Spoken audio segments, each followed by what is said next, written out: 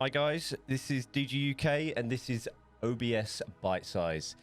This will be a small selection of videos designed to help you go from opening OBS Studio for the first time to going live on your selected platform. For this series of videos, we are going to use Twitch as our example, but I will chuck in the varying details for going live on different platforms.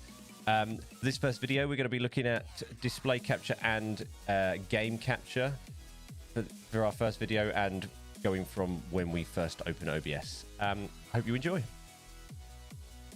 So when you first open OBS, you're probably going, what the hell? This is a daunting selection of menus, but it's really quite simple. At the top, we've got File, Edit, View, Profile, Scene Selection, Tools, and Help. We're going to ignore those for now, and we're just going to use the boxes in front of us. You can probably work out some of the obvious ones.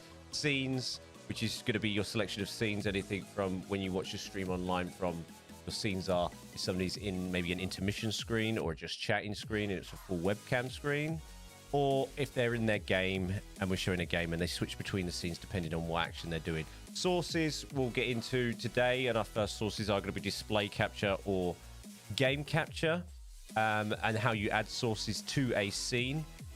We will be doing that first, and this is where you can also add all different bits and bobs like your alerts, etc. in the future, but we'll go through those in another video. So, adding a source to your first scene. As you can see, I've just named this scene Scene 1. We're going to keep it nice and basic. If you want to add a new scene, you just go to Add, then you can add Scene 2. Okay? What we're going to do here is we're going to add a source. Now, this is going to help us add our display, so our monitor, what we want our stream to see, or if you want them to see a game we want to control individually, we can do game capture as well. Bearing in mind, game capture can sometimes be a little bit buggy depending on the game.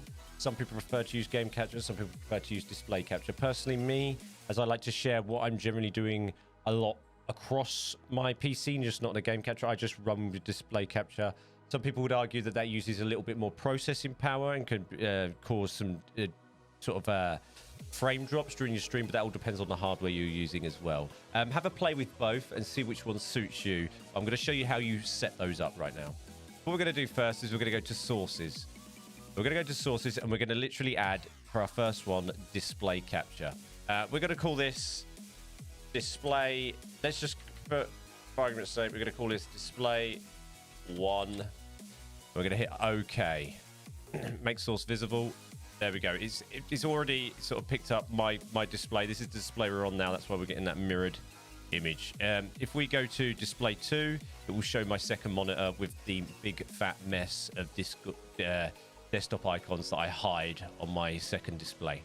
Okay, so that is basically it. So we're going to stick with display 1 just because it's a bit cleaner, even though it's showing OBS, and we're going to hit OK. So basically what OBS is doing now is showing whatever I'm doing. Let's F11. Whatever I'm doing on my monitor. Okay. Okay, and now we're going to look at game capture. Now, game capture is really interesting. I've had to play about with this, and this is where some people's experiences differ between different games. I've used World of Warships as an example, and basically what I've done is I've preloaded the game, so it's minimized, but it is a full screen application. What we're going to do is we're going to go to Add Game Capture, and we're just going to keep that as Game Capture for now. You can name it if you want. You can name it if you're going to add individual games as individual captures, then you'd call this one World of Warships, for example. And we're going to hit OK.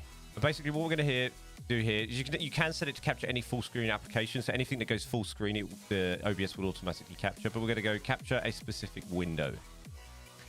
And then we're going to use this drop down here, and we're going to go World of Warships 64.exe.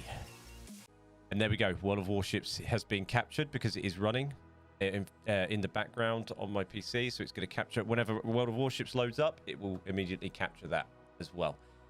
Depending on the order of your scenes is going to be dependent on which one sources. Sorry, is going to be dependent on which one is displayed primarily.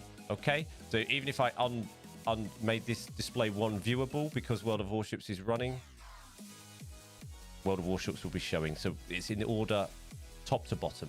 I hope you found this first video helpful. and I'll see you in the next one.